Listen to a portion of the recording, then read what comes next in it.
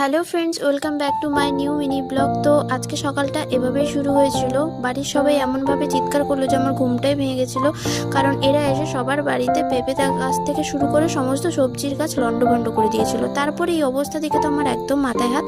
সারাটা সপ্তাহের জামা একদম অগোছালো হয়ে থাকে। রাত ছিল যেহেতু রবিবার, তাই বাস্কেটে সমস্ত ডেলি ইউজের জামা গুছিয়ে রাখলাম।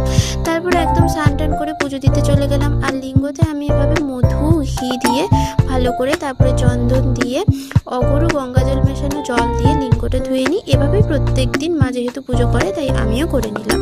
তারপর ফুল দিয়ে সাজিয়েও নিয়েছিলাম। আর তারপর সমস্ত ঠাকুরকে আমি ফুল দিয়ে সাজিয়ে নিয়েছিলাম এবং খেতেও দিয়ে নিয়েছিলাম।